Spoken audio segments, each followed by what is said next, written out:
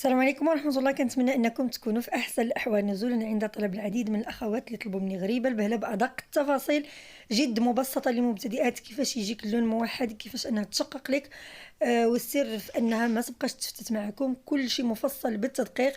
وحتى الخطأ اللي وقعت فيه أنا في هذا الفيديو، لكن ما حاولتش أنني نقطع ذاك المقطع أو أنني نعاود مقطع آخر، رغم أن كانوا عندي 3 ديال العجنات، لكن بغيت نشارك معكم الوصفة كما هي باش لو وقعتوا نتوما في ذاك الخطأ راه كتنجح عادي. وغنشارك معكم كذلك شحال درت من غرام في الحبة، هاد العجنة شحال عطاتني من حبة، كذلك ثمن البيع ديال العجنة وديال الكيلو. غير شاهدوا الفيديو بالتفصيل باش تفهموا كل شيء وتنجح معكم. اي وحده ما فهمتش شي حاجه ولا عندها شي سؤال تخلي لي في التعليق نجاوب عليه على الراس والعين. المهم بالنسبه للاخوات اللي بغاو يعتمدوها كمشروع راه جد مربحه، ما فيهاش الحمد لله لا طوابع لا كسر تروينه، وغتجيب لك كليان. المهم مذاقها كيجي زوين الحمد لله بشهاده كليان، كاع اللي كيديها كيولي يطلبها مره اخرى. كنتمنى ان الوصفه ديال اليوم تنال استحسانكم، ما تنساوناش بالدعم لايك وانكم تشاركوا الفيديو مع الاهل والاصدقاء. على بركه الله ندوزوا للمقادير وطريقه التحضير. تحضير البهله غادي نحتاجو اول شيء الطحين. هنايا الطحين راه عندي مغربلاه من قبل، غادي نعبروا معكم بالضبط شحال درت.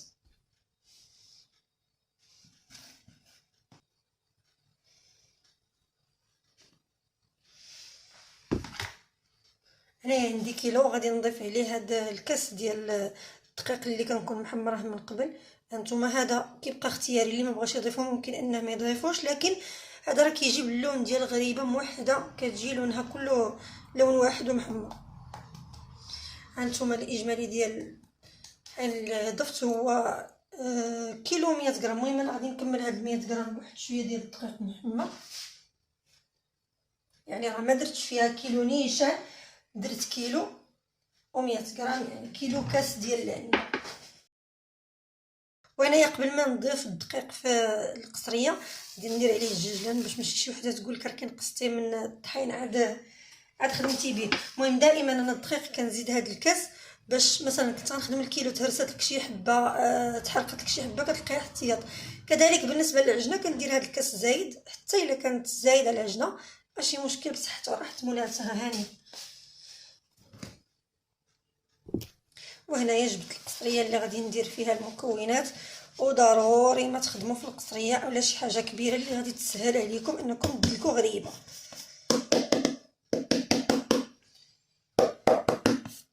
هانتوما الطاسه فيها حتى حاجه. غادي نضيف كاس ديال اللوز اولا اكثر من كاس ديال اللوز. هنايا عندي نص ربع ديال اللوز بعد ما طحنتوه. هانتوما ها الشكل ديالو، ما كنطحنوش بزاف كيبقاو هكا طريفات. بالنسبه للجلجلان راه خلاص كاس ديال العنبه كيكون عامر مزيان، تقريبا واحد 100 غرام. غنزيد الكميه اللي بقات ليا ديال اللوز. هانتوما نص كاس اخر ديال اللوز، وكنضيف واحد الكميه قليله من الملحه. بالنسبه للمكسرات اللوز ولا الججلان الا بغيتو تزيدوا اكثر من هذه الكميه، الا كانت صاحبه الطلبيه باغاها انها تكون مقومه اكثر من هذا الشيء كتزيدوا، ولكن راه كل ما زدتوا المكونات كيزيد الثمن بطبيعه الحال. زيد الماء زيد الدقيق.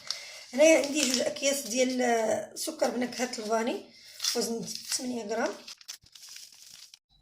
وغادي نضيف واحد المعلقه عامره ديال القرفه. بالنسبه للقرفه اللي ما كيبغيهاش اختياريه ممكن انه يستغنى عليها، هي كتواتر مع البهله كتعطي مذاق زوين بزاف. غادي نضيف كذلك واحد المعلقه صغيره تكون عامره مزيان من خميره حبيبات، الخميره اللي كنستعملوا في العجينه.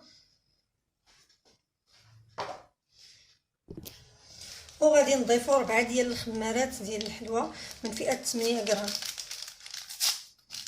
يعني الاجمالي ديال الخميره هو 32 غرام.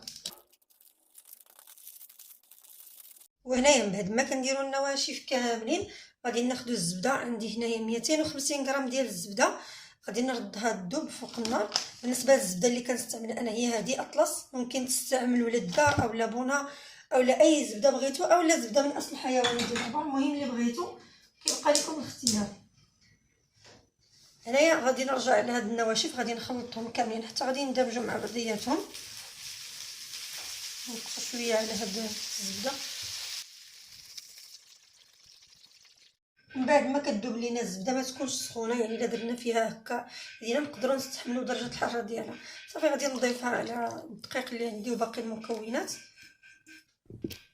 وإلا بقات لينا هكا شي حاجه في المقله كنحاولوا اننا نرشوا شويه ديال الدقيق ونمسحو داك الزبده اللي بقات متبقيه لينا في ديك المقله. صافي غنبدا نخدم هاد الزبده مع المكونات مزيان حتى كيترم ليا هاد الدقيق اولا كيتبسبس ليا مزيان، وضروري ندلكوها مزيان حتى تدخل لينا مع المكونات كاملين. من اسرار نجاح غريبه البهله هو الدليك، انكم تدلكوا غريبه مزيان حتى كتبدا كتطلق داك الزيت ديالها. 50% د نجاحها هو انكم تدلكوها مزيان مع بطبيعه الحال الخميره، و50% الاخر ديال الطياب ديالها. كيبقى نجاح ديالها هو الطياب. الفران الا كان ما كيسخنش مزيان ما غاديش تنجح معكم البهله نهائيا، ما غاديش تشقق داك الكيفيه اللي باغيينها نتوما.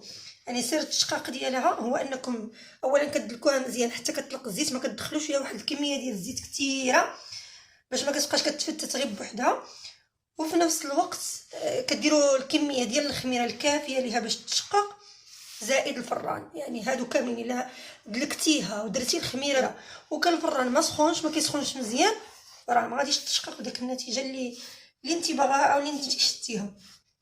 صافي غادي نواصل هنا الدليك، ما نكثرش الهضره بزاف. المهم انا بغيت غير نوضح لكم هذه المساله هذه، لان شحال من وحده كتقول لك لا جربت الوصفه وما نجحتش معايا. راه كتبقى الوصفه طريقه التحضير اولا المكونات 50% و50% ديال الطياب ديال الوصفه. هنا كيلعب دور كبير، لا بالنسبه للكيكات ولا بالنسبه للفقاص ولا بالنسبه للغريبات. راه سر النجاح هو 50% كيف كنقولوا ديال الطياب. بعد ما كدلكوا داك الدقيق والزبده مزيان، هانتوما كيف ما كتلاحظوا راه حتى اللون ديال الدقيق كيتغير. هانتوما كديروا الدقيق هكا كيتجمع لكم ما بين يديكم. انا راه يديا هي اصلا بدليك لان خدمت جوج عجينات من قبل، ها هما نشاركهم معكم. هانتوما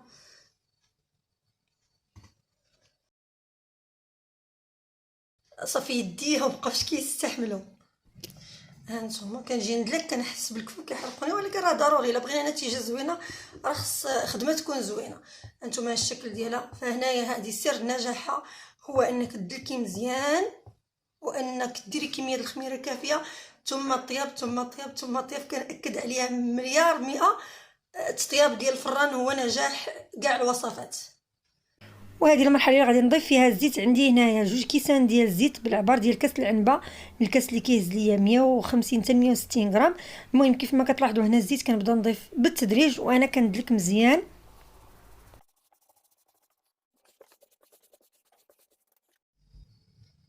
كنزيد ديك الكميه اللي بقات ليا من داك الكاس وغنولي ندلك. هانتوما كتشوفوا النتيجه. هانتوما العجينه بدات كتجمع معانا.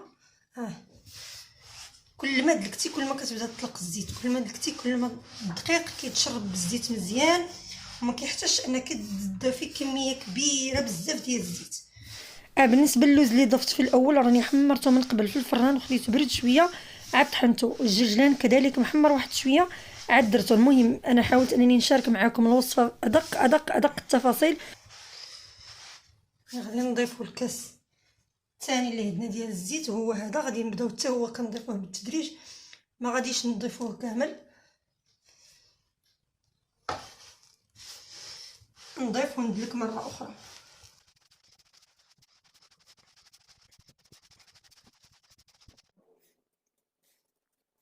هنايا كيبقى هاد شويه ديال الزيت ما غاديش نضيفو. دابا تنشوف الخليط ديالي. بالنسبه لثمن العجنه بهاد المكونات اللي شاركت معكم كنخرجوا ب 130 درهم للعجنه، والكيلو عبر من غريب البهله ب 75 درهم. هانتوما كيف ما كتلاحظوا هنا الخليط راه بدا كيتجمع. ها القوام ديال الخليط يعني كيتكور معنا، كنبسطو غريبه بكل سهوله. هانتوما شوفوا شحال ديال الزيت بقى. هنايا غادي نزيد واحد شويه ديال الزيت غير شويه، مازال الا بغينا نجمع. هانتوما هكاك راه بقى ليا الزيت من داك 2 كيسان، رغم انني راه ما درتش كيلو، درت كيلو 100 غرام ديال الدقيق. هنا راه باش تعرفوا بان الكميه ديال الدقيق ديال الزيت اللي كتدخل راه كتبقى على حساب الا دلكتو البهله ديالكم مزيان. ما غاديش تحتاج تكملوا داك 2 كيسان نهائيا. الا ما دلكتوهاش مزيان فراه كتبقاو تزيدوا الزيت. ومن الافضل انكم ما تكثروش اكثر من 2 كيسان فقط، ما تفوتوش 2 كيسان نهائيا. وهنا راه كنولي ناكد لكم ها هما ديما كيشات ليا من داك 2 كيسان هادشي، رغم راه اكثر من كيلو كنولي ناكد عليها. صافي غندير ندلك داك شويه ديال الزيت اللي ضفت.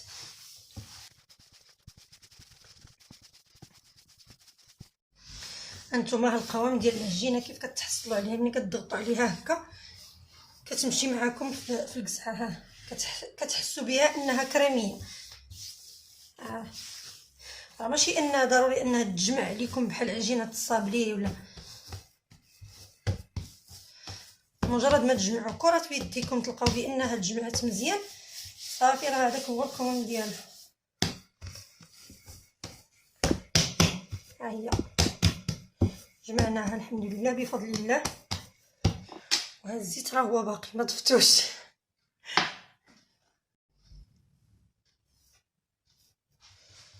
وانايا غادي نبدا نشكل كرات الوزن ديالهم ما بين 27 28 غرام.